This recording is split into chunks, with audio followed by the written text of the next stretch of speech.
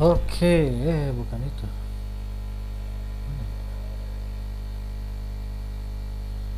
Ya, oke. Kita bahas permainan Grandmaster ya, karena dengan membahas atau sering-sering melihat permainan Grandmaster, kita akan menjadi tambah jago ya. Oke, ini ada permainan Karpov ya melawan Belyavsky Alexander. Ya, ini Karpov nih mungkin ini pada zamannya dia jaya nih ya. Akurasinya gila men, 97,8. Wah, luar biasa nih. Lihat game ratingnya aja 2950.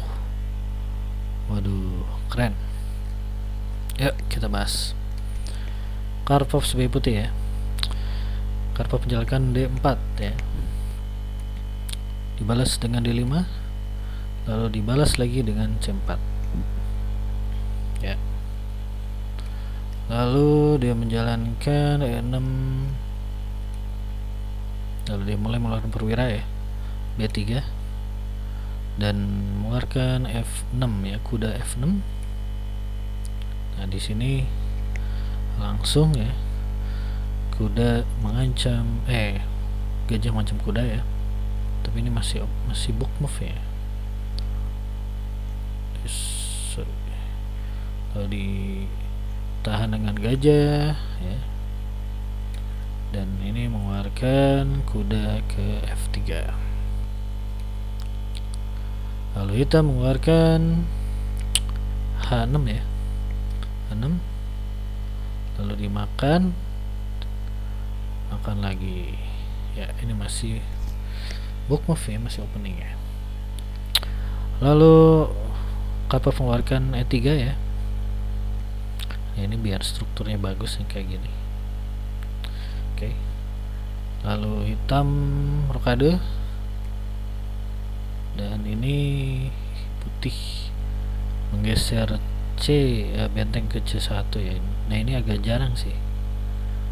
Agak jarang ya gue lihat ya di permainan sekarang ini ya, C1 itu. Biasanya benteng tuh nantilah gitu. Oke. Lalu dijawab dengan C6. Lalu ini mengeluarkan gajah ke D3. Ya, ini prinsip maximum activity juga less active piece juga ya. Dan di sini dimakan dan dimakan lagi. Lalu mengeluarkan kuda ke D7. Lalu rokade. Lalu mengeluarkan E5. Dan ini mengeluarkan H3 ya. Ini masih book move ya. Ini sebenarnya agak aneh sih. Ini tapi ya oke lah. Dan terjadi pertukaran di petak pusat ya, dimakan lagi. Lalu kuda ke B6 dan nggak mau dimakan ya, makanya mundur ya si gajah. Lalu memajukan gajah ya ke situ dan ya ini mengeluarkan rook ya, benteng ke E1 karena ya bingung juga ya untuk mengancam apa ya. Maka kalau udah bingung ya itu kita lihat mana yang belum bergerak ya kita gerakin ya ke posisi aktif. Yang di sini benteng di F memang belum aktif ya. Oke, lalu lawan mengajukan A5 dan dibalas dengan A3. Kenapa nggak ke A4 ya? Oke, kalau ya mungkin bisa dimakan sih, tapi kan dimakan lagi gitu kan. Oke, gua nggak tahu kenapa dia hanya satu langkah itu ya. Tapi itu best move ya. Kita lihat soft follow up.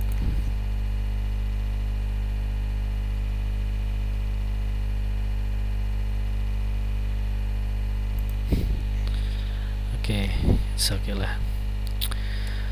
Ya, jalankan menteri ke D7, lalu Karpov menjalankan kuda ya, mengancam menteri. Ternyata dimakan, dan dimakan lagi oleh benteng ya. Kenapa nggak pakai pion? Karena kalau dimakan oleh pion ada ancaman pertukaran menteri, dan emang nggak enak sih kalau udah nggak ada menteri ya. Jadi pakai benteng, lalu di situ mengancam pertukaran benteng, dan tidak diambil ya. Karena berdasarkan ada salah satu prinsip ya, to take is a mistake katanya ya. Jadi kita tuh jangan melakukan penukaran yang nggak jelas gitu keuntungannya. Kalau hanya sekedar nuker itu dianggap kurang tepat gitu. Jadi dia tidak melakukan penukaran ya, dia memindahkan ini menteri ke S1 ke 2. Kenapa ke situ ya? Oh ya, dia tambah support ke sini ya.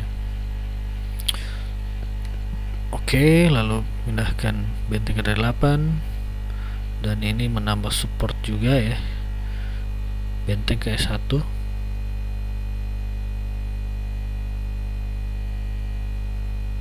Oke, lalu ternyata dimakan, dan dimakan lagi ya.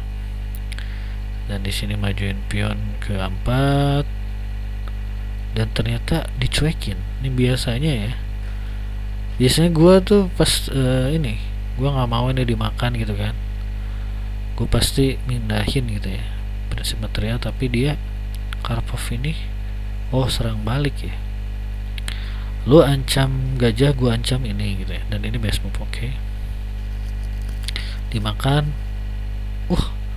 Ternyata dia tidak ngambil ya, dia nggak mau begitu, dia malah ngancam si menteri ya. Di sini ada taktikal ya, ngancam menteri, dan dia nggak mau ya. Dan apa yang dilakukannya? Ternyata ini yang taktikalnya ya. Karena ketika skak begini pasti harus dimakan ya. Kalau misalnya si raja pindah sini, bisa sih raja pindah sini, ini makan lagi ya, harusnya raja pindah nih, tapi dia malah makan ya, dan dimakan lagi. Ini andai si rajanya pindah sini ya, terus gue bisa begini guys, ini lebih serem. Gue bisa begini,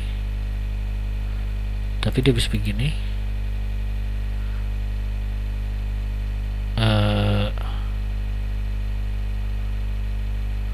Lalu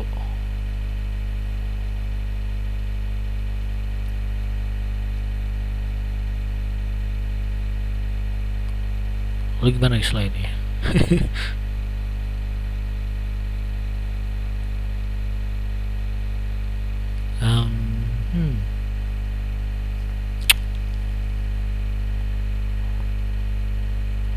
Nggak tahu kelanjutannya setelah ini.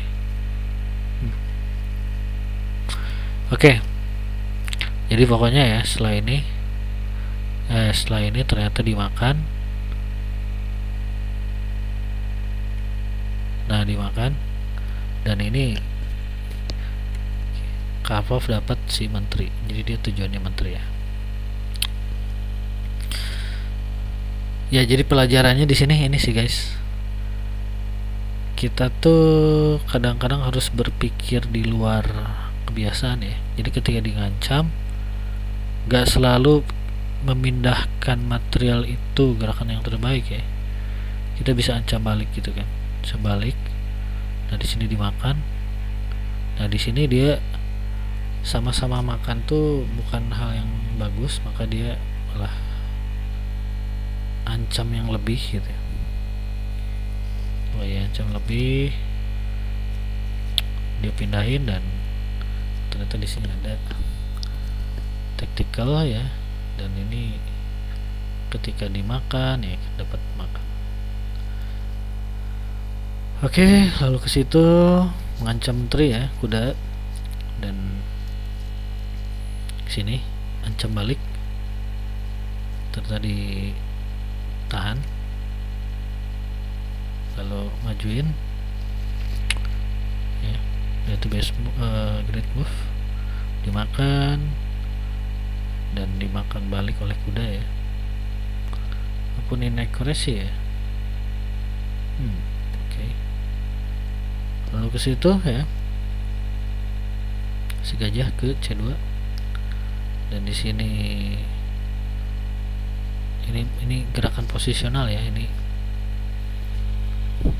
jadi dia ngancam dua ini sekaligus. Nah, lalu ini ada ancaman kuda ke kuda, lalu kuda pindah mempertahankan material ya, dan ada skak pindah, lalu kuda masuk. Di sini Karpov menjalankan H4, lalu ada ya pindahin gajah ke situ, lalu menjalankan pion ke F3, lalu menjalankan dibalas dengan G5. Di sini dimakan, makan lagi, dan ternyata mundur ya. Harusnya maju aja ya. Menurut gua nih, kenapa dia nggak kesini ya? Salah, nggak bisa kesini. Gue pikir tadi ini dapat fork gitu ya. Oke. Jadi dia mundur ya. Mundur itu ya nanti mungkin bisa kesini biar mengancam si menteri ya. Lalu dia maju ya kan, mengancam menteri, mengancam gajah pindah, majuin pion ke F4, lalu mengancam kuda putih ya, sekaligus skak ya, dibunuh aja, pertukaran ya. Dan ini mengancam si gajah ya, gajah pindah, raja pindah ke atas ya, ini gerakan posisional gini ya. Sebenarnya bisa skak sini ya. Wah, kalau gua sih skak sih. Kalau gua jadi si hitam, gua kesini skak. Nggak ngerti kenapa dia. Oke, dia ke situ. Lalu dijawab dengan maju. Oke. Lalu mengancam ya, pindah ya. Dan di sini ternyata lawan menyerah ya. Lawan menyerah karena ini tidak tertahankan sih. Ya udah selesai ya. Kalau misalnya dia pindah ke sini, bisa dimakan. Terus ini bisa makan ini juga. Si raja bisa makan pion G4. Ya intinya pasti sudah terdesak, jadi hitam menyerah. Oke. Ya semoga ada manfaatnya guys. Ini Karpov ini 97,8 ya guys akurasinya. Gila, keren.